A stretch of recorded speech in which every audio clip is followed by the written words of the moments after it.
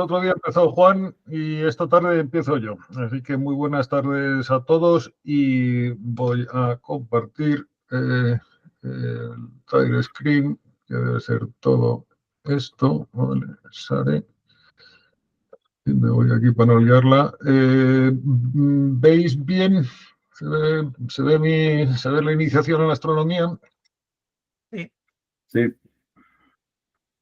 Bueno, pues ahora el que tiene que... Ahora la veo yo también. Vale, se ve bien, ¿verdad? Tenéis la pantalla completa de la iniciación en la astronomía. Sí. Venga, pues como os decía, el otro día empezó Juan, ahí tenéis el pequeño resumen de lo que estuvimos viendo el primer día. Inició la sesión Juan, dando una panorámica general de lo que son objetos celestes y una primera aproximación a lo que es la fotografía, astrofotografía, que hoy rematará en la segunda parte de esta sesión de hoy. Y acabé yo el primer día con los conceptos estos de astrometría y las coordenadas celestes y los sistemas de coordenadas, etcétera. Y hoy para el segundo día, pues voy a estar yo durante los primeros 30 minutos comentando sobre telescopios, los tipos y monturas que hay, y rematará Juan ampliando todo lo que estuvo diciendo el primer día sobre astrofotografía, ¿vale? Entonces, venga, como os digo, vamos a dedicar 30 minutos a hablar un poco de telescopios, ¿vale? A ver, vaya por Dios. No puedo paginar por algún motivo, no puedo paginar. Perdonar, ahora sí he paginado, ¿verdad? Decidme algo, ¿estáis viendo un segundo slide? Sí. Vale, gracias. Y perdonar el traspiés.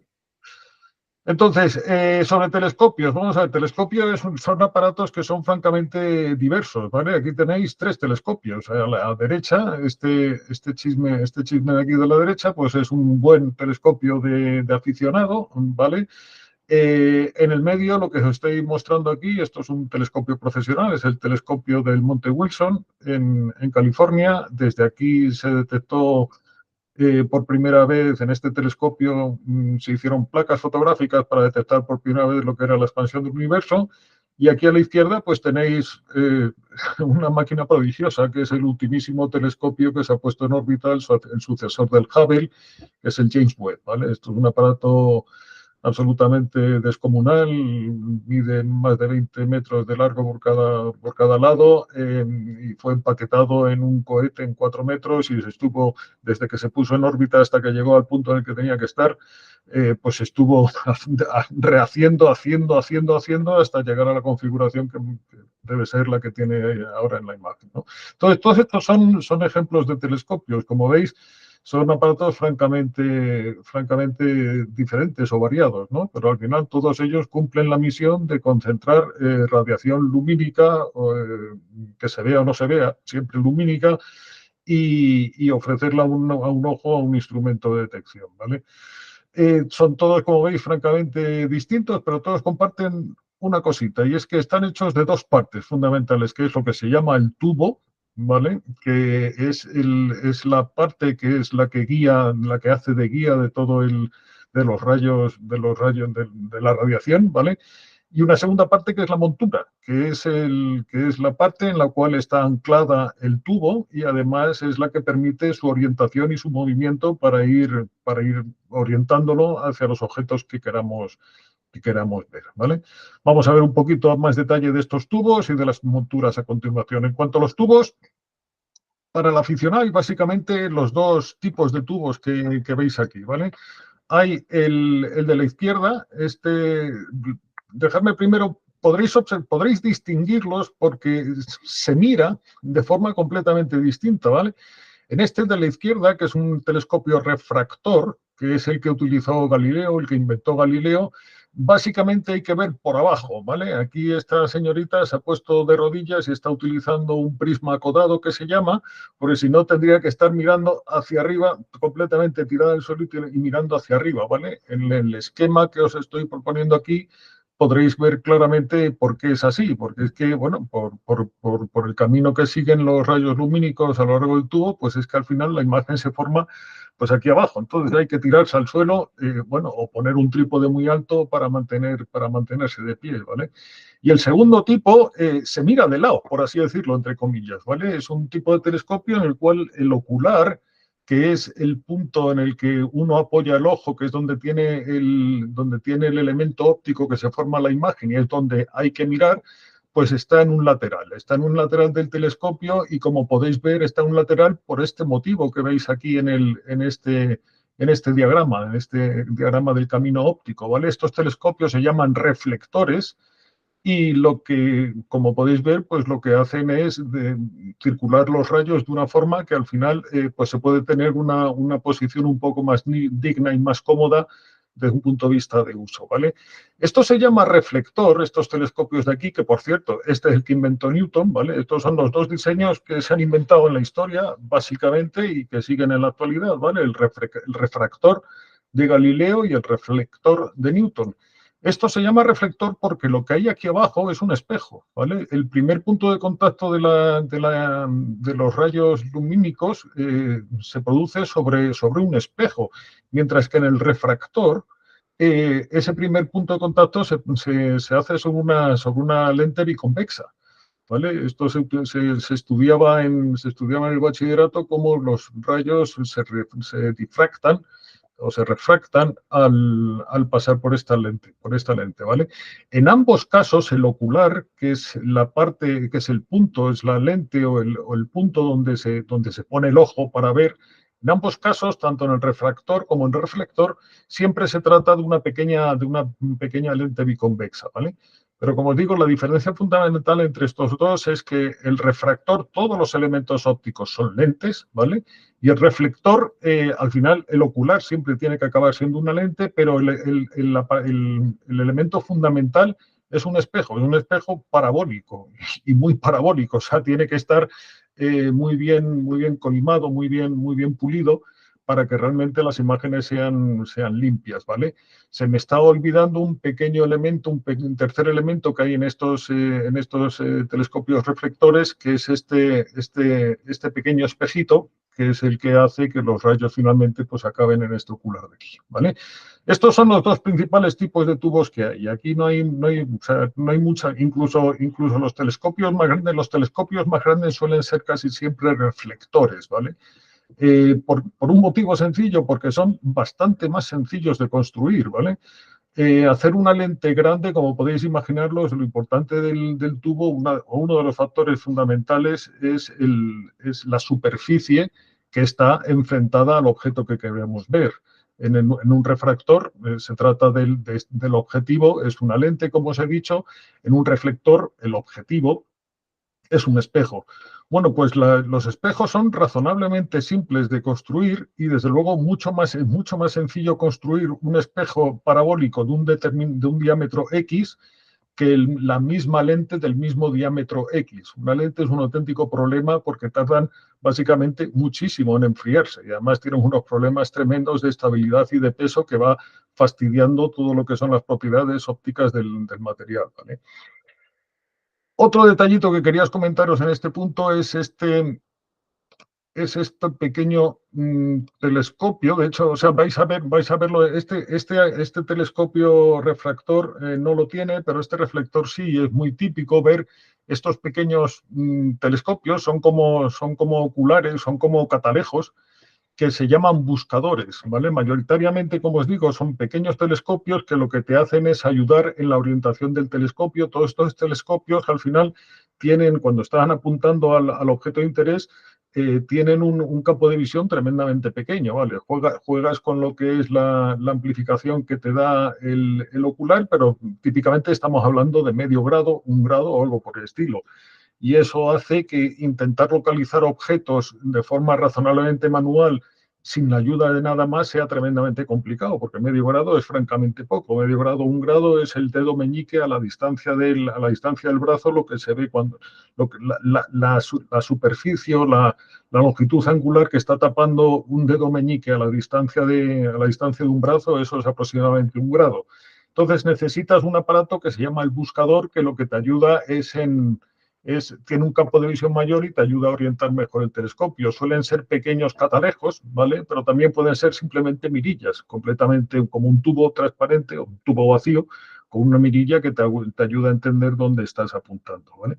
Como os digo, estas son los dos esquemas fundamentales. Admiten unas ciertas variaciones, ¿vale? Sobre todo en el caso de los reflectores. El refractor que hemos estado viendo es siempre, esto tiene poco que variar, ¿vale? Pero sobre el reflector que os está comentando, pues hay algunas variedades que desde un punto de vista aficionado hay algunos aparatos que efectivamente responden a este diseño, son más caros, dicen que dan mejores prestaciones, etcétera, pero bueno, no son frecuentes, pero tampoco raros, ¿vale? Son los Cassegrain y los Maksutov, sobre todo los Cassegrain, de vez en cuando si se oye algo de ellos en algún sitio, ¿vale? Simplemente os lo comento para que conozcáis su existencia, pero básicamente los dos tipos que hay son los que tenéis señalados a la izquierda y cualquier variante son variantes del reflector. Bien, eso en cuanto a los tubos, ¿vale? O sea, recuerdo que os he comentado que un telescopio son básicamente dos piezas, el tubo y la montura. Los tubos, esos son los tubos que hay, y las monturas, pues como no podía ser de otra forma, esto lo que sigue es los mismos principios y el mismo esquema de los sistemas de coordenadas que os estaba comentando el otro día, ¿vale? Si recordáis, hay básicamente dos tipos de sistemas de coordenadas, que es el alzazimutal, ¿vale? En el cual, bueno, pues la posición del objeto se hace sobre un azimut en horizontal y la altura sobre el horizonte, ¿vale? Y hay un sistema más elaborado que sigue básicamente los principios, pero las referencias cambian. En el sistema ecuatorial, que es el que utilizan las monturas ecuatoriales, lo que el ecuador, el horizonte de los altazimutales está sustituido por el ecuador celeste, ¿vale? Y en base a eso, pues ya se montan unos ejes de coordenadas que se llaman ecuatoriales, ¿vale? Entonces y aquí sí que no hay variedades, o sea, estos son básicamente, la montura de un telescopio puede ser altazimutal, como os digo, y ecuatorial. En cualquiera de los casos, tienen, o sea, la ventaja fundamental, o sea, la montura buena, entre comillas, por así decirlo, siempre es la ecuatorial, ¿vale? ¿Por qué? Porque, como quizás recordéis de la otra sesión, cuando estás trabajando en coordenadas ecuatoriales, una de las coordenadas siempre se queda fija, la declinación es fija, la ascensión recta está variando horariamente, pero puedes controlarla, porque moviendo solamente un eje, si está el telescopio con montura ecuatorial bien alineado, puedes mantener en tu campo de visión un objeto. Esas cosas no ocurren con las monturas altazimutales, en el cual la altitud y el azimut de un objeto está cambiando los dos valores están cambiando continuamente, con lo cual tienes que hacer ahí un juego absolutamente imposible de intentar mover el telescopio simultáneamente en dos ejes para poder mantener, como os digo, el objeto centrado en el campo de visión. Entonces, desde un punto de vista normal, si tienes un poquito más de dinero, tampoco, o sea, al final el precio sobre todo, bueno, depende, pero mayoritariamente diría yo que depende de las características del tubo. Si tienes un poquito más de dinero, cómprate la ecuatorial, ¿vale?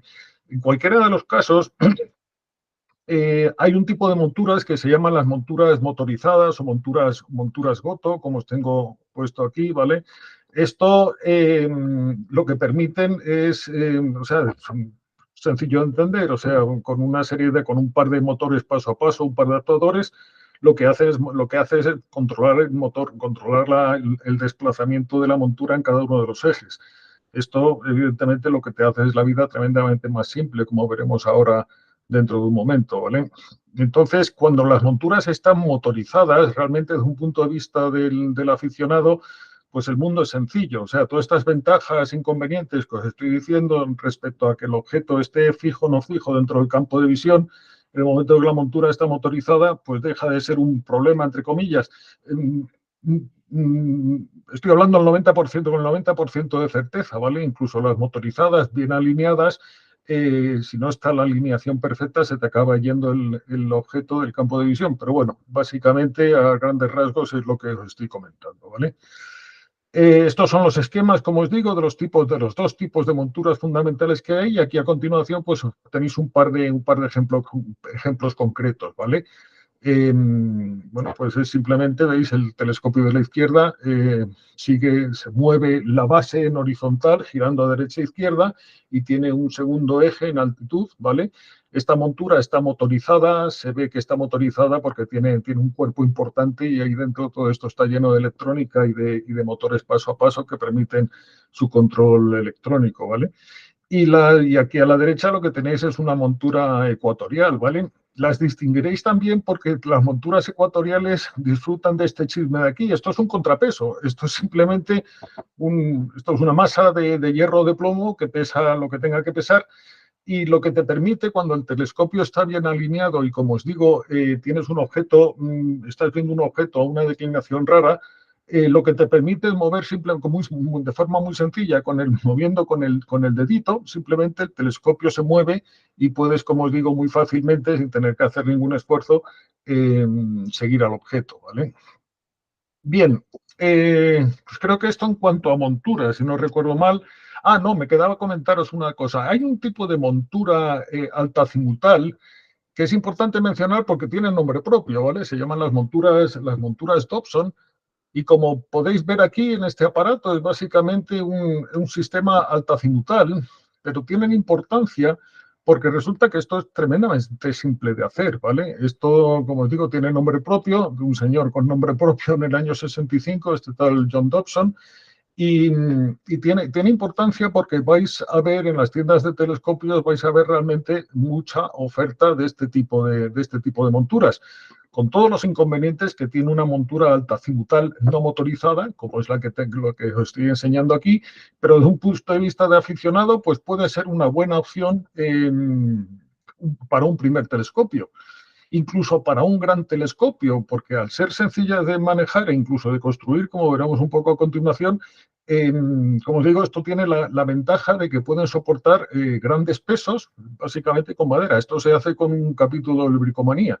Pueden soportar grandes pesos que son los que estaría proporcionando, lo que estaría aportando pues el espejo que estaría situado aquí en la parte de abajo del telescopio, del tubo, ¿vale? Bien,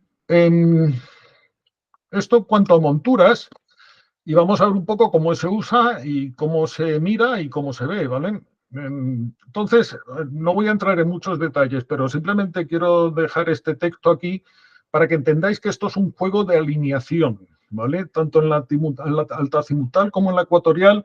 Al final, cuando uno se enfrenta al objeto telescopio, lo que tienes que tener son niveles, tienes que estar asegurando que el telescopio está nivelado horizontalmente y utilizarás un nivel de carpintero para asegurarte que la base del telescopio, ya sea altazimutal o ecuatorial, aquello está realmente horizontal sobre el terreno.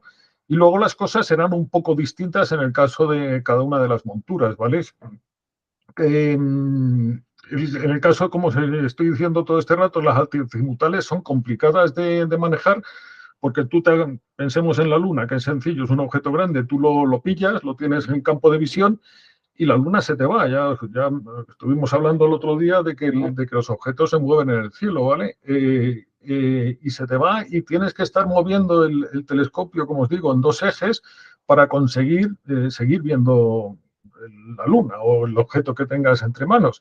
Mientras que el ecuatorial, si está correctamente alineado con la latitud latitud del punto de observación y bien ajustado el eje polar a la estrella polar, hay uno de los ejes, tú localizas un objeto, apuntas un objeto y uno de los ejes no tienes que moverlo, el de declinación estará siempre fijo y el de ascensión recta, como se está moviendo y como la montura lo que está haciendo es siguiendo el movimiento de la bóveda celeste, pues tienes que ir moviéndolo con el dedito, pip, pip, pip, pip, para seguir, para hacer el seguimiento del objeto, ¿vale?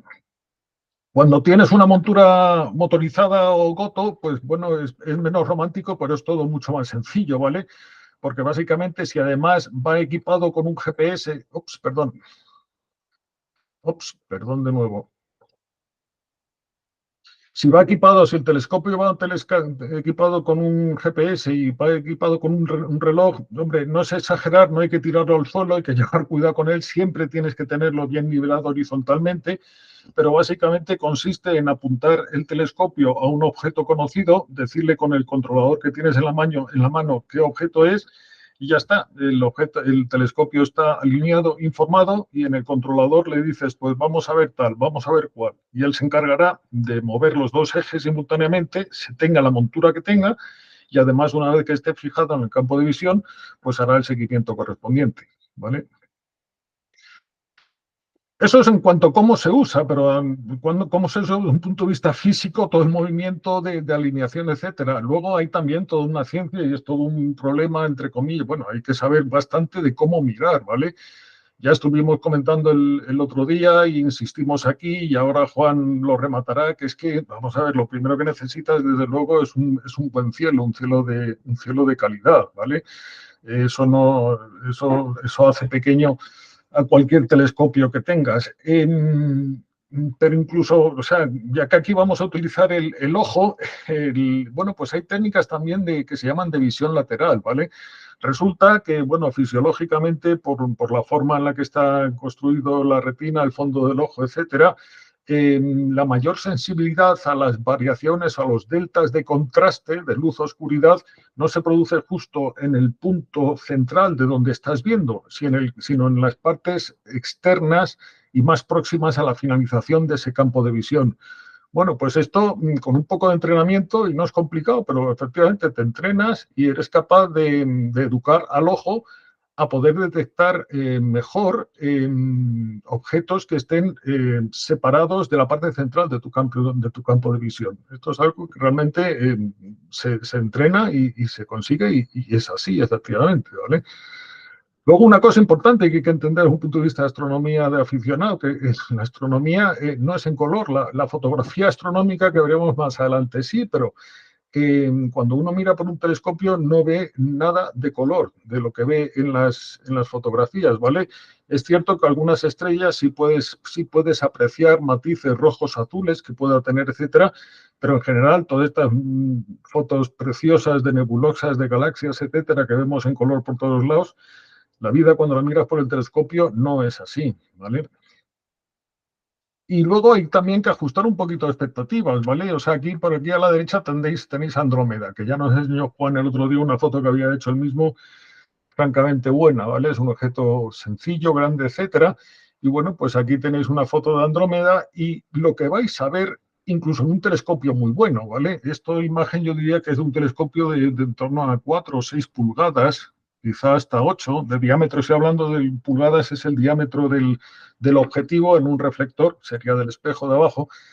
Y eso es lo que vais a ver, ¿vale? No hay que desilusionarse por eso. O sea, la satisfacción que tienes cuando estás buscando algo y aunque ves lo que veas, es sencillamente esto, que es como una especie de algodoncito o de pelusilla.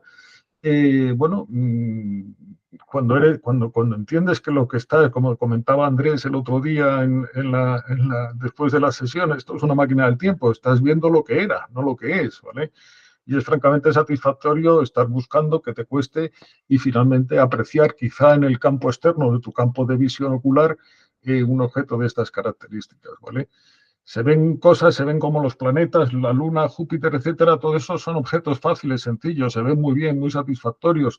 De Júpiter, además, bueno, en cuanto a Saturno, mayoritariamente se pueden ver bien los anillos. Hay algunas épocas de algunos años que no se ven por la inclinación relativa de las órbitas, pero yo no conozco a nadie que no haya dado un grito de sorpresa al haber visto por primera vez Saturno en un telescopio. Sencillamente es ver como una joyita, es una cosa preciosa, deliciosa, encantadora, ¿no? De Júpiter, la verdad es que es también tremendamente divertido porque hay 4 satélites, que son los 4 satélites galileanos, que están dando vueltas sistemáticamente a Júpiter. Tú miras a Júpiter y ves 4 puntitos, ¿vale? Que son los 4 satélites más grandes, que son los que se ven. Bueno, pues a la noche siguiente aquello se ha movido. Y de esta forma, pues puedes estar entendiendo lo que es un poquito la mecánica celeste en general y lo que está pasando allá en Júpiter, ¿no? En, En cuanto a objetos de cielo profundo, todo esto de galaxias, nebulosas abiertas, cercúmulos abiertos, cerrados, etcétera, bueno, pues a partir de 4 o 6 pulgadas, como estoy diciendo ahí, que es el telescopio reflector de aficionado mínimo, pues se empiezan a ver bastante bien. Si tienes capacidad para adquirir uno de 8 o 10 pulgadas, pues mejor todavía, ¿vale? Pero desde luego, tengas el tamaño que tengas, va a ser siempre en blanco y negro, como os pongo ahí. Bueno, y esto abriría el tema de los telescopios. Se pueden hacer, ¿vale? O sea, no está normalmente ni nunca al alcance de un aficionado hacer una montura ecuatorial, pero una montura altazimutal sí, y en concreto el diseño de Dobson, sin duda, vamos, y ya os digo que hacerse una montura dobsoniana es un ejercicio de bricomanía con materiales que pillas en el Leroy Merlin, ¿vale? En cuanto a la óptica, esto es más complicado. Desde luego, hacer lentes está fuera del aficionado, pero pulir un espejo parabólico no es imposible, ¿vale? No es algo que está al alcance de unas mínimas herramientas y muchísima paciencia, ¿vale? Y probablemente fallar una o dos veces hasta que te quede algo razonablemente bueno. Y si no quieres construir el espejo, pues también lo puedes vender por separado. O sea, te vas al Leroy Merlin, te empapas de cómo se hace un Dobsonian y te puedes hacer un buen telescopio Dobsonian comprándote el espejo, que se venden por separado, y montándolo. Después, como digo, esto es bastante más complicado, ¿vale? Pero como digo, es factible montándolo en una montura tipo Dobson que te has hecho con contrachapado. Y ya está, ¿vale? Y luego, para cerrar, y estoy ya quizá un poquito fuera de tiempo, pero sí quería rendir un pequeño homenaje a esta revista, el Sky and Telescope. Si tenéis interés en seguir todo esto y profundizar un poco más, pues aparte del Stellarium que estuvimos hablando el otro día, pues entrar por aquí, por el Sky and Telescope. Esta es la referencia total, absoluta y permanente de cualquier astrónomo aficionado, y aquí tienes noticias, tienes tips de observación, tienes de construcción, tienes astronomía profesional puesta a nivel de aficionado, etcétera, etcétera, ¿vale? Y bueno, pues por aquí, por mi parte, en este punto paro. Entiendo que dejamos preguntas, las respuestas ya veremos, pero dejaremos preguntas para el final y cierro la sesión, ¿vale? Y dejo que Juan coja los mandos. Muy bien, Ángel, estupendo. Muchas gracias. Vamos a dar paso al señor Naval, que estará ya tiene el micrófono abierto. ¿Se le ve ahora? Se está viendo algo negro, supongo que vas a enseñar algo. ¿Se ve la pantalla? Sí, pero bastante negra. Está negro. Se ve negra.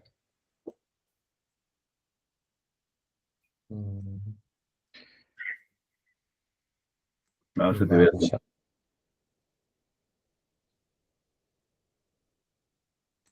Windows.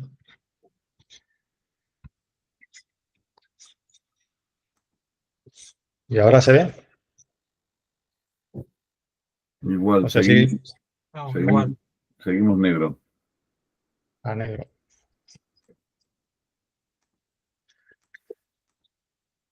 Pues entonces voy a presentar la pantalla.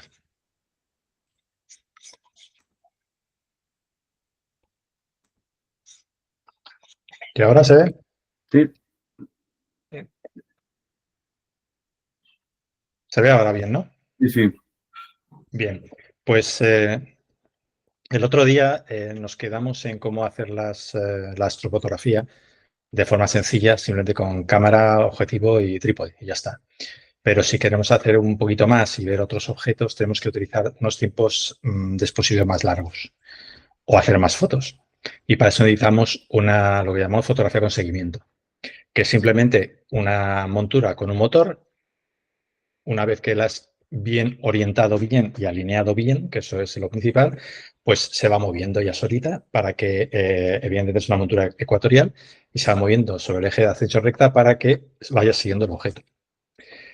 Aquí tenéis una que es la que me compré yo hace un tiempo. Es muy sencillita, pero se da un resultado muy, muy interesante. tiene su contrapeso y esto es importante.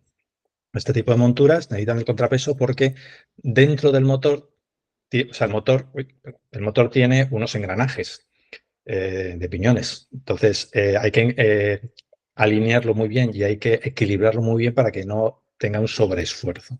Por eso tienen estos contrapesos. Si esta montura está bien alineada, puedes hacer fotos de varios minutos sin que se mueva mucho y que te salgan las estrellas como puntos. También va a depender del telescopio, del teleobjetivo.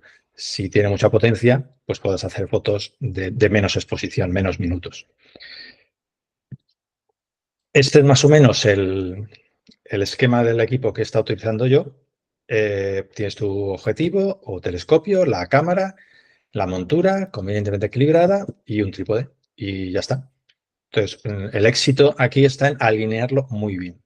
Hay aplicaciones que te permiten una alineación bastante buena de la montura y luego hay instrucciones también de cómo hacerlo. Y cuanto mejor esté alineada con el eje polar, pues más tiempo de exposición puedes tener.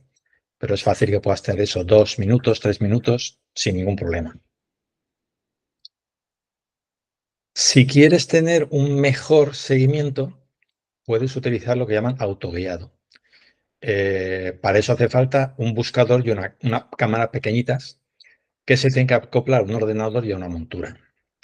El ordenador puede ser un ordenador estándar con un software específico para esto o un ordenador específicamente diseñado para esto, como el ASIAIR de la empresa ZW, que es el que utilizo yo, que es mucho más cómodo.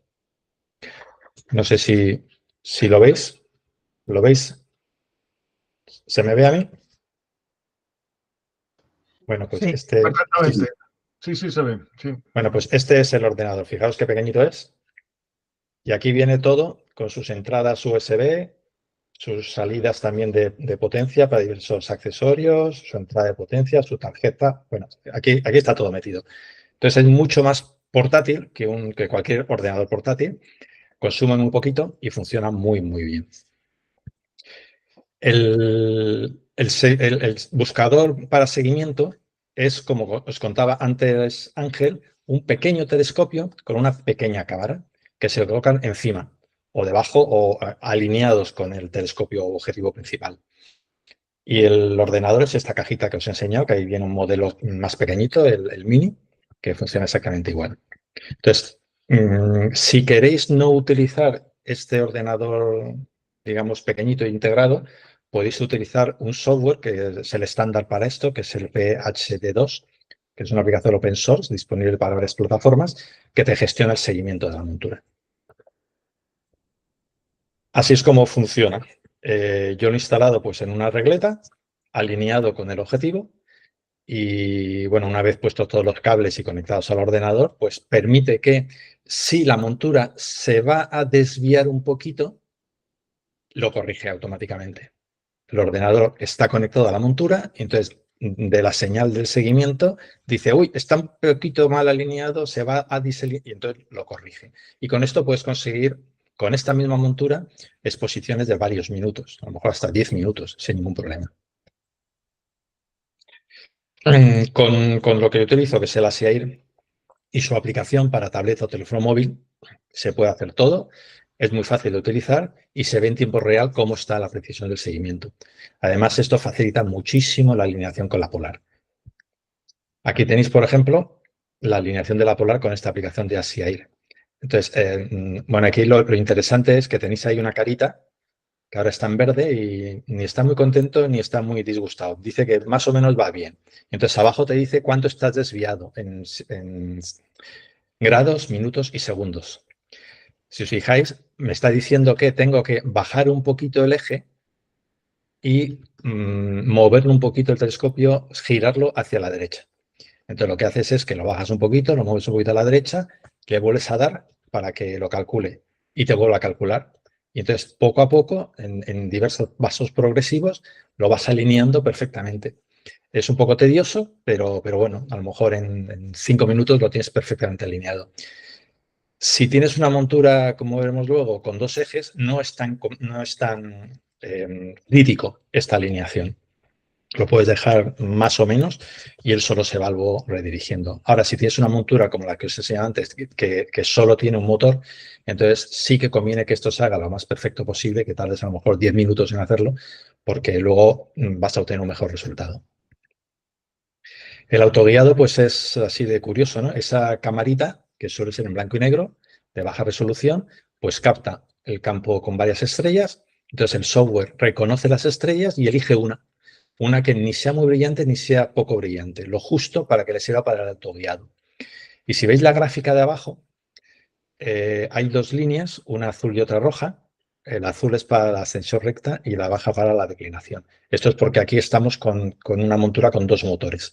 Pero aquí lo que verías es cómo va, lo bien que te va guiando. Cuanto más separado esté del cero, del eje de cero, pues peor está guiando y más tiene que corregir. Si os fijáis, hay un pico.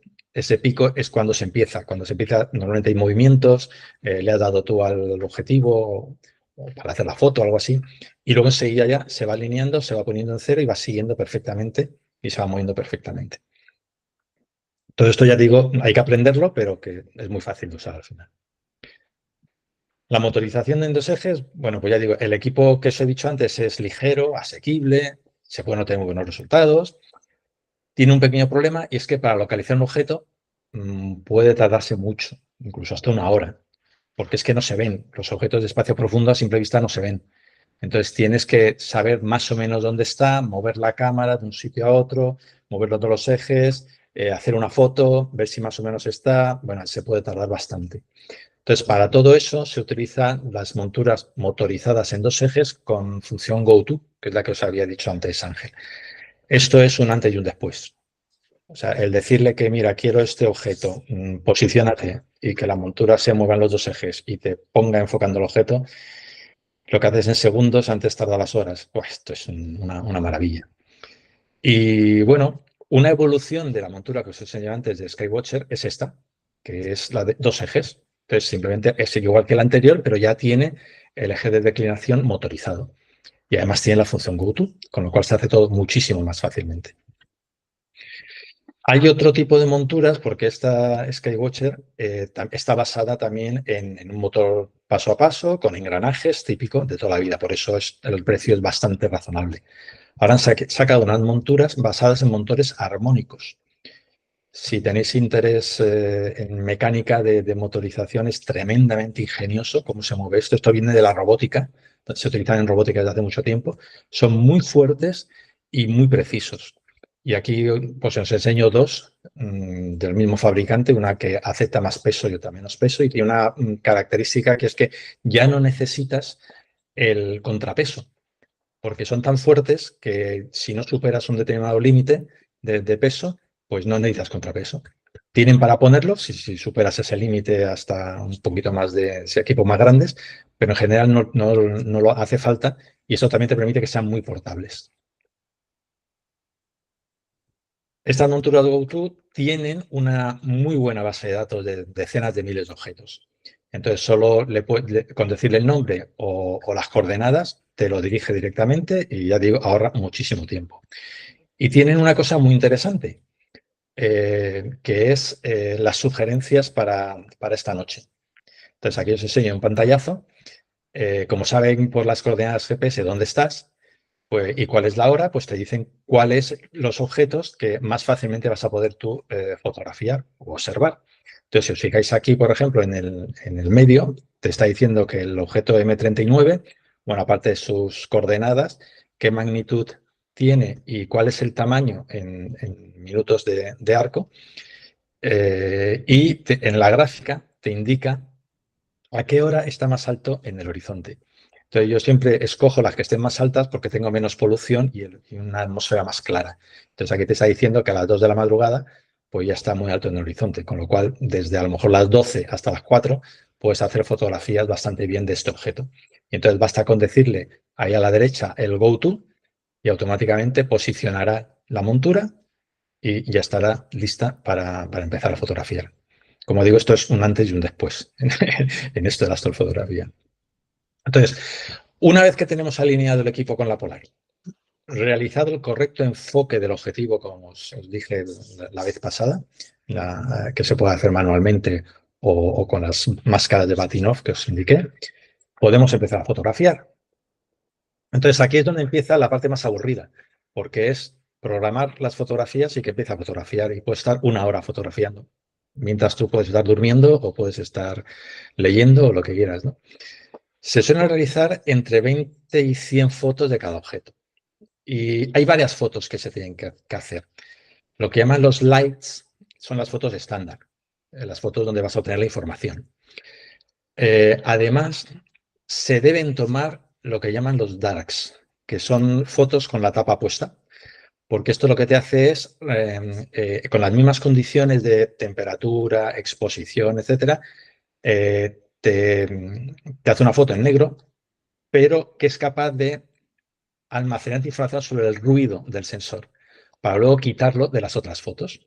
Entonces, lo principal es eso, hacer las fotos light, que llaman, que son las fotos normales, y luego, una vez que has acabado, tapas el objetivo y haces unos cuantos darks. Y con eso es lo mínimo para luego poder procesarlas. Si eres más purista y quieres obtener mejor resultado, hay otras tomas que tienes que hacer que son las flat. Y las flats son para eliminar pues viñeteado, polvo, cualquier imperfección del objetivo que pueda haber. Entonces, para eso hay que poner en el objetivo algo blanco, pues un reflector, una luz que sea perfectamente homogénea y hacer varias fotos de eso. Y luego, además, hay quien también hace ya para rizar el rizo lo que llaman las dithers o dithers, que son para evitar las pequeñas variaciones a nivel de píxel de sensor, que puedan tener un píxel mal o el error que pueda tener el sensor de ruido en diferentes partes del sensor. Entonces, lo que hace es que la montura mueve un poquito, a lo mejor un píxel, y sigue haciendo las fotos. Entonces, mueve otro píxel y sigue haciendo otras fotos. Pero esto ya es para nota, esto es para muy, muy avanzados. Yo lo único que hago por ahora son las fotos normales y luego unos cuantos darks, y con eso me vale para obtener resultados bastante interesantes. Fijaros que todo esto significa muchas horas tomando fotos y luego mucho tiempo después en el procesado.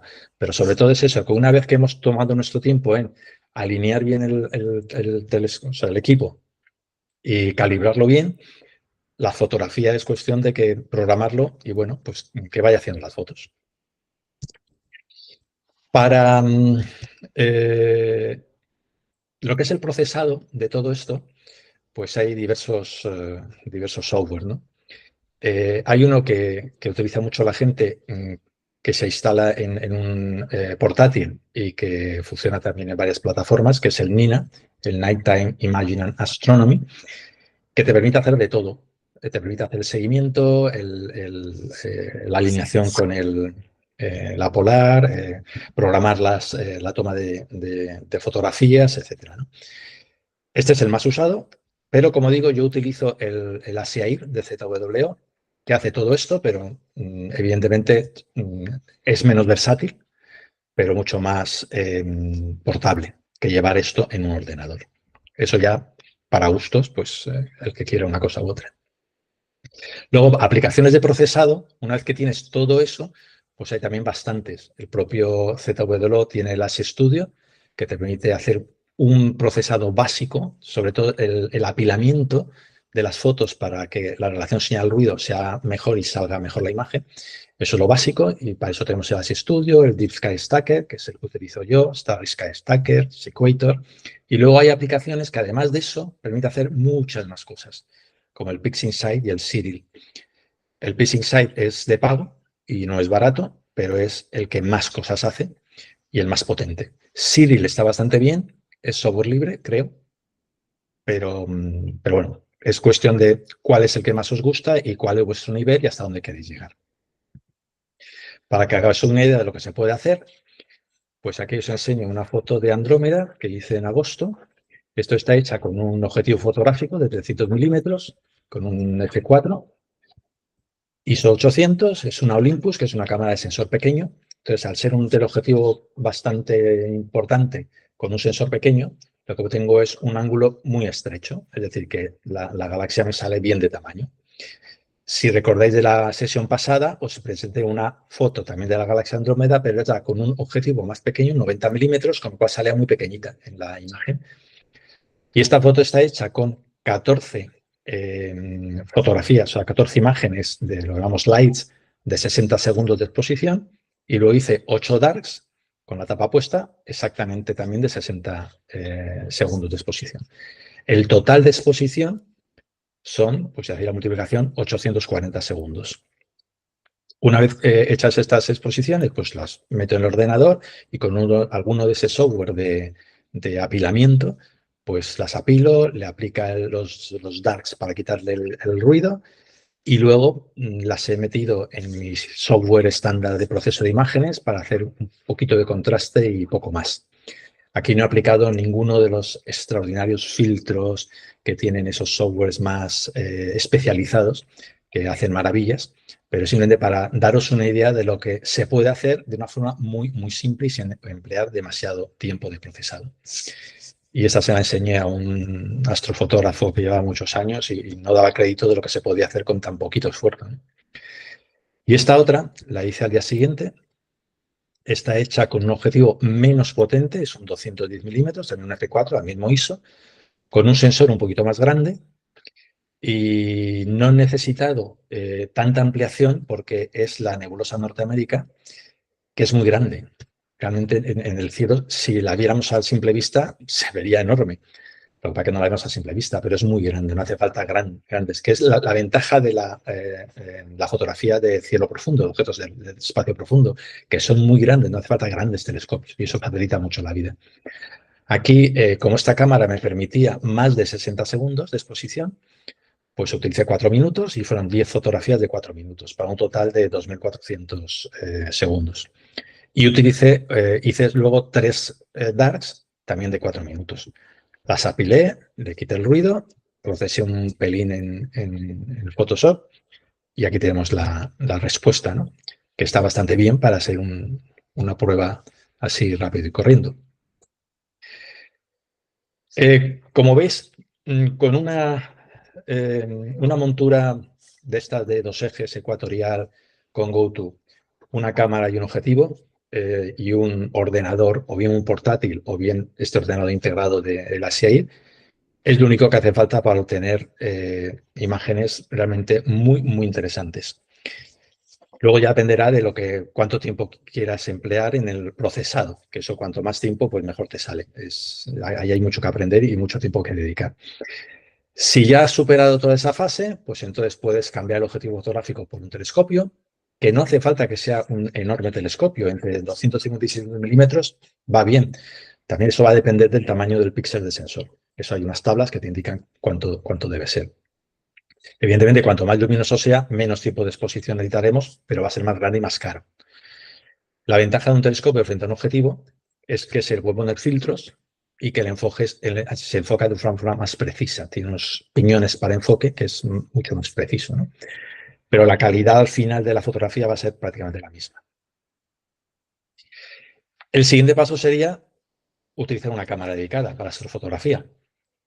Son cámaras que pueden registrar un rango más amplio de longitudes de onda, especialmente en el ultravioleta y el infrarrojo. Tienen una relación señal-ruido excelente y además tienen modelos que son refrigerados, con lo cual puedes tener una temperatura estándar o constante y eso reduce mucho el ruido térmico.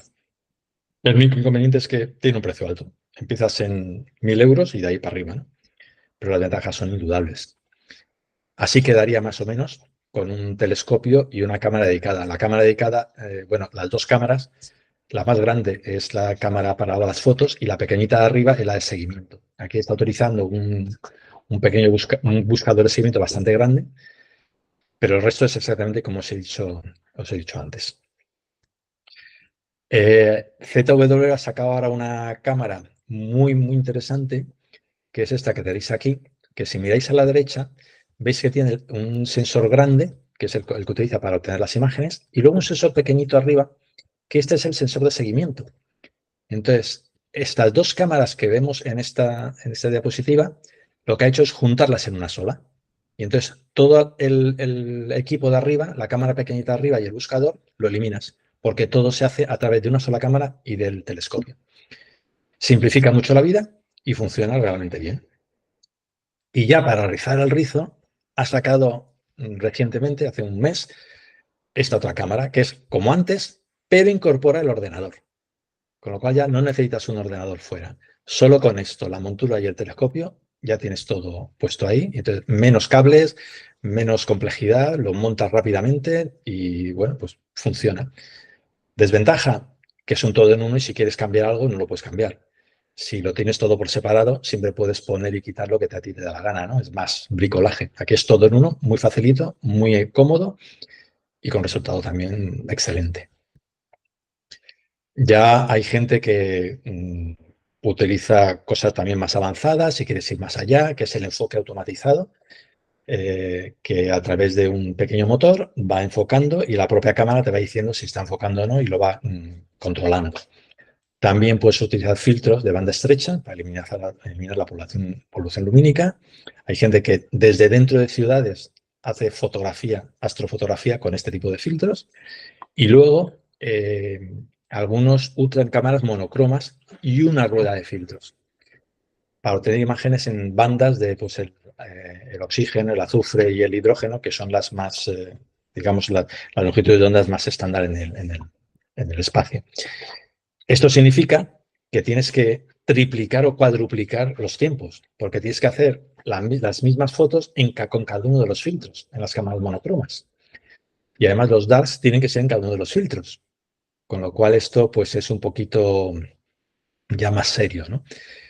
He visto gente que después de utilizar cámaras monocromas con ruedas de filtros, que también se puede automatizar, pues han pasado otra vez a color, porque era un lío, exige mucho tiempo, mucho esfuerzo, muchísimo proceso, y han dicho, mira, para lo poquito que puedo tener más de calidad, prefiero pasarme a la simplicidad de la cámara en color. Y hay una cosa también que últimamente ha salido y que ya es el colmo de la simplicidad, porque son equipos que integran todo. Integran la cámara, el telescopio, la montura, los filtros, el seguimiento, el software, todo. Además tiene un precio asequible porque a partir de 600 euros los tienes y dan un resultado bastante bueno, sobre todo sin grandes complicaciones. Y son muy pequeños y ligeros, desde 2,5 kilos tienes todo. La desventaja es que no son actualizables. Es decir, es lo que tienes y si tú quieres esto pero con otra cámara, no. O quieres esto y poner otro objetivo, no. Es lo que hay. ¿Vale? Son de este tipo. Aquí tenéis dos ejemplos de los más sencillitos. Y bueno, tú lo montas, lo pones. Normalmente son monturas altazimutales. Pero claro, como tienen todo electrónico y automatizado, pues van cambiando los dos ejes para que el seguimiento sea perfecto. Funcionan bastante bien. Hombre, son sensores muy pequeñitos, con poca resolución, pero bueno, el resultado es bastante bueno y sobre todo, ellos lo que te hacen también es que te hacen todo el apilamiento del proceso internamente. Y tú lo vas viendo en el móvil o en la tableta y vas viendo cómo van haciendo las fotos, las van apilando y las vas viendo, cómo va apareciendo la imagen. Es espectacular. Lo bueno es que esas imágenes que va captando las puedes luego descargar al ordenador. Y ahí puedes aplicarle todo el proceso con todo el software y los filtros y toda la ingeniería que hay metida para obtener unos resultados mejores. Pero simplemente con lo que te ofrecen ya es una cosa bastante interesante. Si alguien no se quiere complicar, quiere algo sencillo y piensa que no va a ir a más, pues esto es una solución bastante interesante.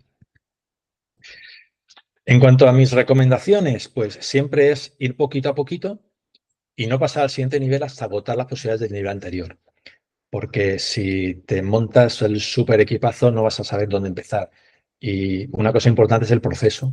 Quizá el proceso es un 60% del resto, un 70%. Entonces, con un equipo modesto y un buen proceso luego de las imágenes, obtienes mejores resultados que con un súper equipo y con un proceso muy limitado. Entonces, como hay muchas noches donde no se puede salir a fotografiar, pues son tardes o noches para aprender a procesar y para procesar lo que has hecho anteriormente. Con lo cual, bueno, pues tienes mucho tiempo para hacerlo. Otra cosa es que esta afición exige tiempo, esfuerzo e inversión. Entonces, hay en buscar asociaciones, que en todos sitios hay asociaciones astronómicas que os ayuden, os guíen y os puedan enseñar cómo empezar, ¿no? En Internet hay infinidad de tutoriales, hay infinidad de información para todo, pero yo iría antes a las asociaciones porque ellos ya han pasado por todo lo que vosotros vais a pasar y os pueden dar consejos mucho más cercanos, ¿no? Y os pueden ayudar también a ver el cielo, a dónde se puede ver, qué lugares son más adecuados en dónde estáis vosotros, todo eso. Y luego lo que os dije antes, la otra vez, en invierno hay menos gente, la atmósfera es más limpia, pero puede llegar a hacer mucho frío, entonces sobre todo en montaña. Bueno, como todo esto, una vez que lo tienes ya todo calibrado y todo montado, se puede programar, pues os metéis en el coche o si estáis en una casa, pues os metéis en la casa y que vaya haciendo las fotos. Si no es que se congela, porque también lo que suele pasar es que cuando hace mucho frío y empieza a bajar la temperatura, se forma rocío y se os puede empañar la lente frontal del objetivo. Para eso hay unos aparatitos, que no sé si lo veis, son calentadores, que se ponen alrededor del objetivo y tienen un cable USB que se conecta a una batería y entonces mantiene calentito la lente del objetivo, con lo cual evita la condensación. Esto, ya digo, para zonas húmedas o con temperaturas muy bajas, sobre todo en invierno, es quizás indispensable porque si no se te va a empañar todo. Y luego hay otro accesorio también, que es una cosa de estas, que es un intervalómetro, que puede ir por cable, puede ir de forma remota, por Bluetooth, por ejemplo. Y esto lo que os permite es, en las cámaras que no tienen más de 60 segundos de exposición, pues poder hacer exposiciones más largas, de hasta 60 minutos o más. Y esto es lo que yo os quería contar en esta media hora. Antes de las preguntas, he puesto esta imagen, estas son las Pléyades, porque aparecen este típico cruz en las estrellas. Y esta cruz en las estrellas es debido a una característica de los telescopios reflectores, los que tienen espejo, porque el espejo secundario tiene que sujetarse y se sujeta con cuatro hilos. Y esos 4 hilos son los que te producen este esquema de luz, ¿no? En los refractores, los que son solo lentes, pues no se produce este efecto. Es un circulito, como las fotos mías que habéis visto antes y ya está. Y me hizo gracia porque una vez vi una artista, una pintora, que dibujó una escena nocturna con estrellas y la dibujó con este circulito, esta cruz que supongo que les resultaría muy atractiva estéticamente, ¿no? Pero que no es real. Las estrellas a simple vista no se ven así. Esto es un artefacto producido por esos objetivos. Y nada, pues ya podemos hacer preguntas.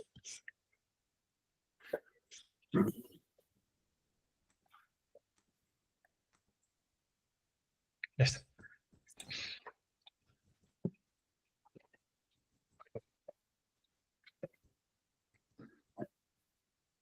¿Hay alguna cuestión? Yo ya me veo yo en medio del campo con un cacharro de esos, heladito, vivo, y tratando de ver la luna, que será lo más cercano que yo pueda ver con mi telescopio.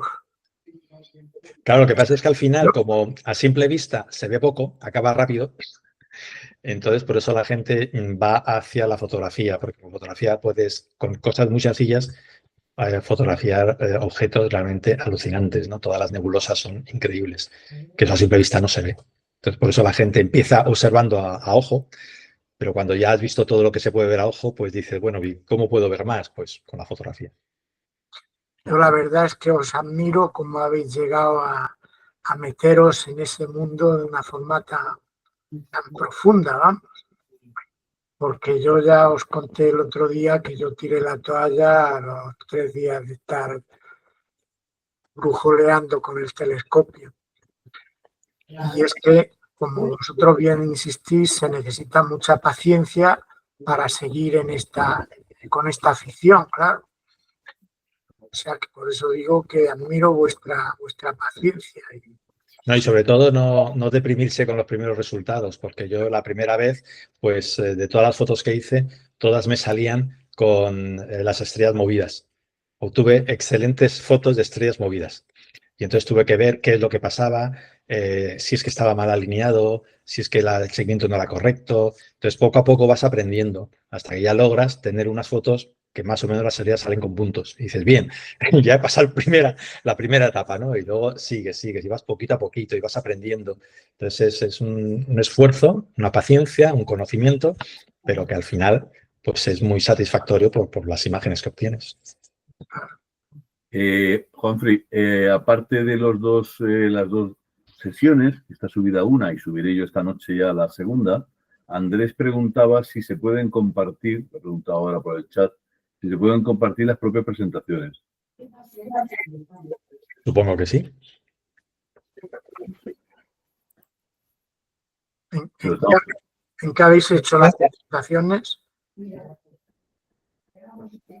Bueno, pero se pueden poner en PDF y se distribuye en PDF.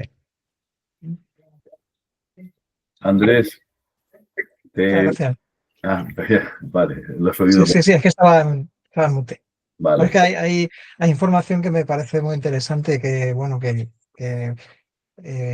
si me da tiempo a apuntarla y si nos viene bien tenerla para en caso de profundizar en esto, pues no tener que estar ahí buscando en el vídeo y todo eso, que está muy bien también. Para tus montes de Toledo. Sí, pero vamos, yo no llego ni al 10% de todo lo que han contado. O sea, yo ya digo, yo con mi montura manual que quiero pasar a una motorizada y te quería preguntar por cuánto puede salir una montura motorizada para un reflector. Yo tengo un reflector de 11 centímetros y medio de diámetro. Todo depende O sea, del peso. Lo fundamental es el peso, porque están todas, cuanto más peso le vayas a poner, más grande tiene que ser la montura y más fuerte. Entonces, si pesa mucho, por ejemplo, una montura de estas armónicas, estas que os había presentado, la más pequeñita, la Z3 creo que es, esa te admite hasta 8 kilos sin contrapeso y hasta 12 con contrapeso. Entonces, si el equipo que le vas a poner ahí es menos de 8 kilos, esa misma te vale. Hay otras más pequeñitas, las que solo tienen un eje, esas te admiten menos, hasta 5 kilos. Entonces, va a depender no del tamaño, sino del peso de lo que le vas a poner tú ahí, la montura que tengas que elegir. Entiendo que un telescopio que tú tienes en una montura manual da igual, o sea, da igual el tipo de, o sea, estoy hablando en este caso de un newtoniano, da igual, o sea, lo puedes pasar de la montura manual a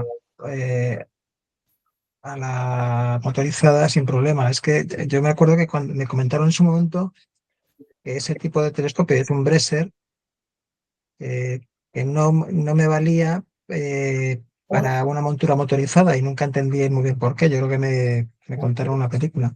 Pero ya ves que las fotos que os he presentado, el con equipo esa es simplemente, razonabilidad, sí, el ya tubo está. tiene que tener algún sistema para engancharlo en la montura. Entonces, las monturas suelen tener una plataforma para Una las regleta placas abajo, Vixen, sí. que son estándar, que son unas placas. Y entonces, lo único que tienes que hacer es conseguir esa placa, acoplarla al telescopio. Normalmente los telescopios se acoplan con 2 anillos que se enganchan al telescopio y esos 2 anillos por debajo tienen la montura Vixen, y esa es la que se pone en la montura. Todo es muy estándar y siempre encontrarás en las tiendas de Por eso, astronomía accesorios para poder enganchar tu tubo. por eso es que siempre me llamó la atención cuando me lo contaron, pero además es un Bresser, o sea, no es una marca ni supo, o sea que yo entiendo que es bastante estándar, pero bueno, luego lo buscaré. Sí, yo no soy capaz de pensar en nada que pueda impedir, o sea, siempre que, claro, necesitas los anillos de sujeción para un telescopio, decías que eran 11 centímetros, deben ser 4 y media, Sí. ¿no? 4 pulgadas y media deben ser, sí. Sí, más o menos, sí, 50 o sea, 500 milímetros. Claro, si la montura tiene el anillo, o sea, claro, tiene que ser un anillo adecuado para un telescopio de ese diámetro y tal. Yo no veo ningún impedimento. Eso es lo que yo siempre pensé, pero bueno, ya digo que me dijeron eso, no sé si es que querían que además me he comprado otro telescopio ya con, no sé, sí, que yo con todo no entendía, pues... Igual iba por ahí. Siempre encuentras accesorios y placas y sujeciones para hacerlo, siempre hay algo. Yo tenía problema también de mi telescopio pequeñito de seguimiento, cómo engancharlo, porque no lo quería enganchar la cámara, no se puede enganchar en el teleobjetivo, entonces cómo engancharlo. Entonces me compré una placa muy larga, entonces ahí engancho la cámara y el teleobjetivo, o sea, el otro objetivo lo engancho por abajo. Es como lo habéis visto, ¿no? El objetivo y el de seguimiento por abajo. Y están perfectamente alineados. Pero bueno, tuve que comprar esas dos piececitas y ya está. Pero hay de todo, hay de todo. De accesorios, todo lo que te puedes imaginar. Aquí nos hemos dicho más que hemos rascado la superficie, pero esto es un campo enorme.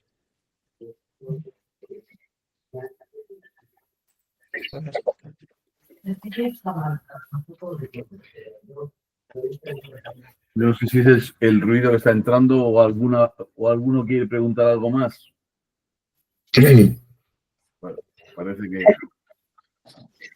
que es ruido por el hecho de que estén los micros abiertos. Pues bueno, si no hay más preguntas, solo nos queda agradecerles doblemente 2 sesiones a nuestros ponentes por estos ratos que hemos pasado. La verdad es que yo vuelvo a manifestar mi absoluto desconocimiento, pero mi absoluto interés por algo que, bueno, en fin, casi parece ciencia ficción, ¿no? Yo os propongo, cara al trimestre próximo, a ver si nos podéis explicar cómo funciona el James Webb o los grandes telescopios que están en órbita y qué hacen y qué reciben y qué han descubierto y, en fin, de lo que es la maquinaria a lo que hacen y ven, porque vamos leyendo noticias y esto el James Webb dice que no sé qué, que no sé cuánto, y la verdad es que te quedas un poco diciendo, a ver, tengo que estudiarme esto, pero al final no te lo estudias, claro.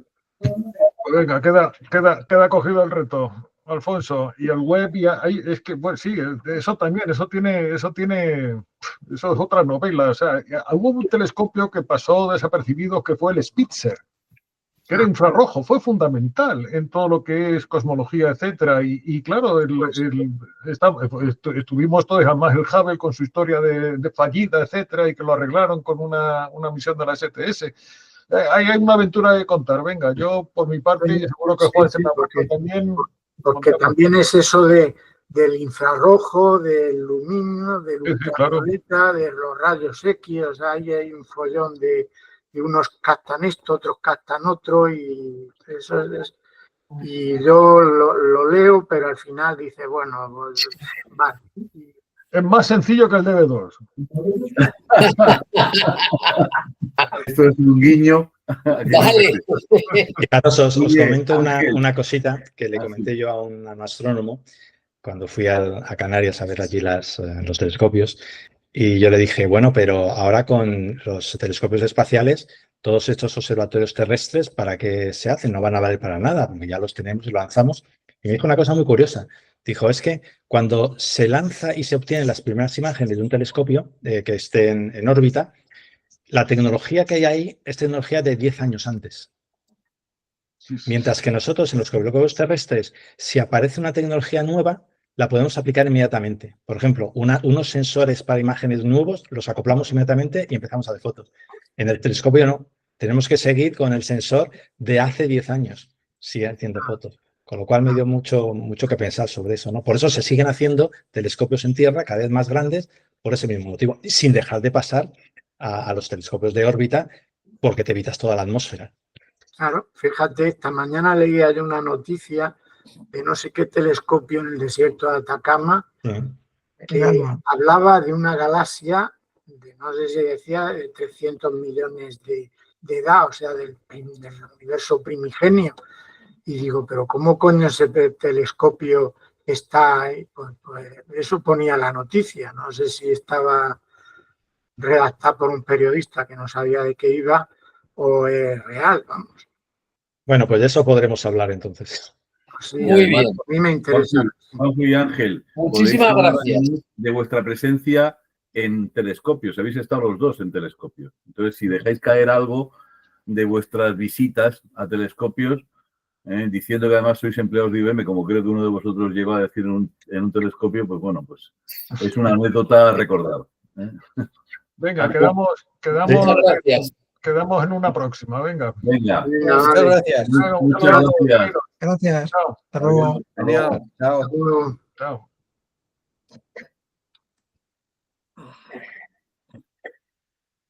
Coño, Juan.